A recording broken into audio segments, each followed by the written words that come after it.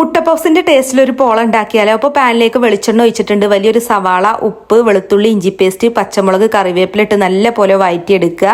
പിന്നെ അതിലേക്ക് മഞ്ഞപ്പൊടിയും മുളക് പൊടിയും ഗരം മസാല ഇട്ടിട്ട് ഒന്ന് മിക്സ് ചെയ്യുക. പിന്നെ 2 ടേബിൾ സ്പൂൺ വെള്ളം ചേർത്ത് ജസ്റ്റ് ഒന്ന് തിളപ്പിക്കുക. ഇനി അതിലേക്ക് കുറച്ച് മല്ലിയില ഇട്ട് കൊടുക്കുക.